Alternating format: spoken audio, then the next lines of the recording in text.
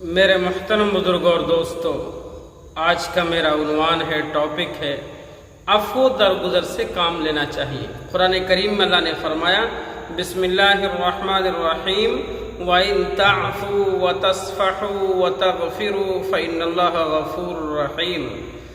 فرمایا مومنوں سے کہ اے مومنوں، اے ایمان والو، اگر تم عفو درگزر سے کام لوگے، وَإِن تَعْفُوا وَتَصْفَحُوا، اگر تم عفو درگزر سے کام لوگے، معاف کر دو گے، تو اللہ تعالیٰ بہت غفور الرحیم ہے، معاف کرنے والا ہے۔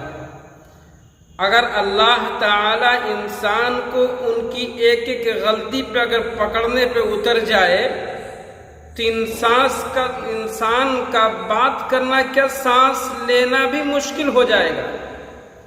اس لیے اپنے بندوں سے فرمایا کہ اے میرے بندو، تمہارے گھر کے اندر، تمہاری فیملی کے اندر، تمہارے بچوں سے، تمہاری بیوی سے، تمہارے رشتہ داروں سے اگر آپس میں کچھ انبن ہو جائے، اونچ نیچ ہو جائے، تو عفو درگزر سے کام لینا۔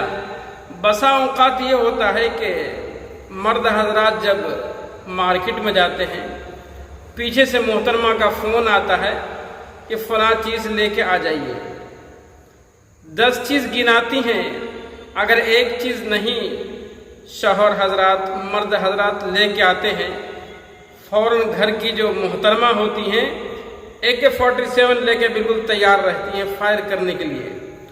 ذرا سا چوک ہو تو مرد حضرات پہ چڑھ بیٹھتی ہیں، جو کہ غلط ہے۔ اس لیے فرمایا کہ مرد ہوں یا عورت ہوں، بچے ہوں یا بوڑھے ہوں، کوئی بھی ہوں، عفو درگزر سے کام لیجئے تو یہ فیکٹری اور یہ کمپنی چلتی رہے گی۔ اگر کسی نے عفو درگزر سے کام نہیں لیا، زندگی وہاں سے برباد ہونی شروع ہو جاتی ہے۔ گھر کے مسئلے میں ہو، باہر کے مسئلے میں ہو، ہمیشہ عفو درگزر کیجئے، اللہ پر یقین کیجئے۔